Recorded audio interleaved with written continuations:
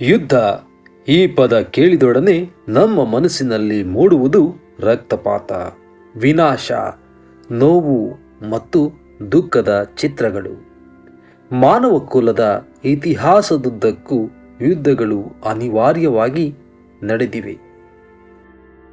ಸಾಮ್ರಾಜ್ಯಗಳ ಪತನದಿಂದ ಹಿಡಿದು ಹೊಸ ದೇಶಗಳ ಉದಯದವರೆಗೂ ಯುದ್ಧವು ಮಾನವ ನಾಗರಿಕತೆಯ ಬೆಳವಣಿಗೆಯಲ್ಲಿ ಪ್ರಮುಖ ಪಾತ್ರ ವಹಿಸಿದೆ. ಆದರೆ ಈ ಪ್ರಮುಖ ಪಾತ್ರ ಸಕಾರಾತ್ಮಕಕ್ಕಿಂತ ನಕಾರಾತ್ಮಕವಾಗಿಯೇ ಹೆಚ್ಚಿದೆ. ಯುದ್ಧಕ್ಕೆ ಅನೇಕ ಕಾರಣಗಳಿರಬಹುದು. ಭೂಪ್ರದೇಶದ ಆಸೆ, ಸಂಪನ್ಮೂಲಗಳಿಗಾಗಿ ಹೋರಾಟ, ಧಾರ್ಮಿಕ ಅಥವಾ ಸೈದ್ಧಾಂತಿಕ ಭಿನ್ನಾಭಿಪ್ರಾಯಗಳು, ಅಧಿಕಾರದ ಹಂಬಲ ಅಥವಾ ಕೇವಲ ಅಹಂಕಾರ ಮತ್ತು ತಪ್ಪು ತಿಳುವಳಿಕೆ. ಯಾವುದೇ ಕಾರಣವಿರಲಿ, ಯುದ್ಧದ ಪರಿಣಾಮಗಳು ಭೀಕರವಾಗಿರುತ್ತವೆ. ಲಕ್ಷಾಂತರ ಜೀವಗಳು ಬಲಿಯಾಗುತ್ತವೆ. ಇಡೀ ಪೀಳಿಗೆಗಳ ಮನಸ್ಸಿನಲ್ಲಿ ಆಳವಾದ ಗಾಯಗಳು ಉಳಿಯುತ್ತವೆ.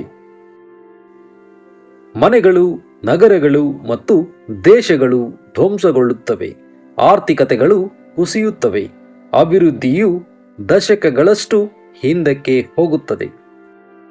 ಯುದ್ಧದ ನಂತರವೂ ಪರಿಸ್ಥಿತಿ ಸಾಮಾನ್ಯವಾಗಲು ಬಹಳ ಸಮಯ ತೆಗೆದುಕೊಳ್ಳುತ್ತದೆ.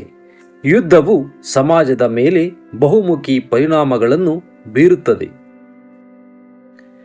ಸಾಮಾಜಿಕವಾಗಿ ಕುಟುಂಬಗಳು ವಿಭಜನೆಯಾಗುತ್ತವೆ, ಸ್ನೇಹಿತರು ಶತ್ರುಗಳಾಗುತ್ತಾರೆ ಮತ್ತು ಸಮುದಾಯಗಳು ಛಿದ್ರವಾಗುತ್ತವೆ.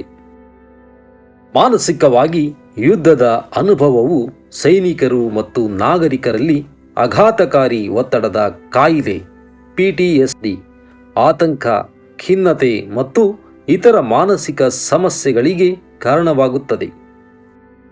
ಮಕ್ಕಳ ಮೇಲೆ ಯುದ್ಧದ ಪರಿಣಾಮಗಳು ವಿಶೇಷವಾಗಿ ದುಃಖಕರವಾಗಿರುತ್ತವೆ. ಅವರು ತಮ್ಮ ಬಾಲ್ಯವನ್ನು ಕಳೆದುಕೊಳ್ಳುತ್ತಾರೆ, ಶಾಲೆಯಿಂದ ವಂಚಿತರಾಗುತ್ತಾರೆ ಮತ್ತು ಹಿಂಸೆಯನ್ನು ಸಾಮಾನ್ಯವೆಂದು ನೋಡಲು ಪ್ರಾರಂಭಿಸುತ್ತಾರೆ. ಆರ್ಥಿಕವಾಗಿ ಯುದ್ಧವು ಅಪಾರ ಸಂಪನ್ಮೂಲಗಳನ್ನು ನುಂಗಿ ಹಾಕುತ್ತದೆ. ಯುದ್ಧದ ವೆಚ್ಚವು ಮಿಲಿಟರಿ ಉಪಕರಣಗಳ ಖರೀದಿ, ಸೈನಿಕರ ವೇತನ, ಗಾಯಾಳುಗಳ ಚಿಕಿತ್ಸೆ ಮತ್ತು ಧ್ವಂಸವಾದ ಮೂಲಸೌಕರ್ಯಗಳ ಪುನರ್ನಿರ್ಮಾಣಕ್ಕೆ ಅಪಾರ ಹಣವನ್ನು ವ್ಯಯಿಸುತ್ತದೆ. ಈ ಹಣವನ್ನು ಶಿಕ್ಷಣ, ಆರೋಗ್ಯ ಮತ್ತು ಬಡತನ ನಿವಾರಣೆಯಂತಹ ಅಭಿವೃದ್ಧಿ ಚಟುವಟಿಕೆಗಳಿಗೆ ಬಳಸಬಹುದಿತ್ತು. ಯುದ್ಧದ ನಂತರವೂ ಪುನರ್ನಿರ್ಮಾಣ ಕಾರ್ಯಗಳು ಆರ್ಥಿಕತೆಗೆ ದೊಡ್ಡ ಹೊರೆಯನ್ನುಂಟು ಮಾಡುತ್ತವೆ.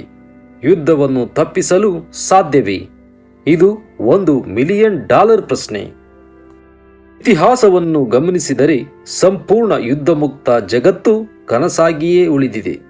ಆದಾಗ್ಯೂ ಯುದ್ಧವನ್ನು ತಪ್ಪಿಸಲು ಪ್ರಯತ್ನಿಸುವುದು ಮಾನವ ಜನಾಂಗದ ಮೂಲಭೂತ ಜವಾಬ್ದಾರಿಯಾಗಿದೆ. ಮಾತುಕತೆ, ರಾಜತಾಂತ್ರಿಕತೆ, ಅಂತಾರಾಷ್ಟ್ರೀಯ ಸಹಕಾರ ಮತ್ತು ಪರಸ್ಪರ ಗೌರವವು ಯುದ್ಧವನ್ನು ತಪ್ಪಿಸುವ ಪ್ರಮುಖ ಮಾರ್ಗಗಳಾಗಿವೆ. ವಿಶ್ವಸಂಸ್ಥೆಯಂತಹ ಅಂತಾರಾಷ್ಟ್ರೀಯ ಸಂಸ್ಥೆಗಳು ಸಂಘರ್ಷಗಳನ್ನು ಪರಿಹರಿಸಲು ಮತ್ತು ಶಾಂತಿಯನ್ನು ಕಾಪಾಡಲು ಮಹತ್ವದ ಪಾತ್ರ ವಹಿಸುತ್ತವೆ. ಕೊನೆಯದಾಗಿ, ಯುದ್ಧವು ಮಾನವ ಕುಲಕ್ಕೆ ಒಂದು ದೊಡ್ಡ ಶಾಪ. ಅದು ತರುವ ವಿನಾಶ ಮತ್ತು ದುಃಖವನ್ನು ಯಾವುದೇ ಪ್ರಯೋಜನವೂ ಸಮರ್ಥಿಸಲಾರದು. ಯುದ್ಧದ ನಿಜವಾದ ವೆಚ್ಚವನ್ನು ಸಂಖ್ಯೆಗಳಲ್ಲಿ ಅಳೆಯಲು ಸಾಧ್ಯವಿಲ್ಲ, ಏಕೆಂದರೆ ಅದು ಮಾನವ ಆತ್ಮಕ್ಕೆ ಉಂಟುಮಾಡುವ ಗಾಯಗಳು ಶಾಶ್ವತವಾಗಿ ಉಳಿಯುತ್ತವೆ.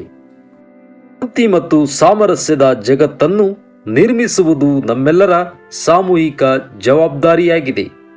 ಮುಂದಿನ ಪೀಳಿಗೆಗಳಿಗೆ ಉತ್ತಮ ಭವಿಷ್ಯವನ್ನು ಖಚಿತಪಡಿಸಿಕೊಳ್ಳಲು ನಾವು ಯುದ್ಧದ ಕರಾಳ ಅಧ್ಯಾಯವನ್ನು ಮುಚ್ಚಿ ಸಹಬಾಳ್ವೆಯ ಹೊಸ ಅಧ್ಯಾಯವನ್ನು ತೆರೆಯಬೇಕು.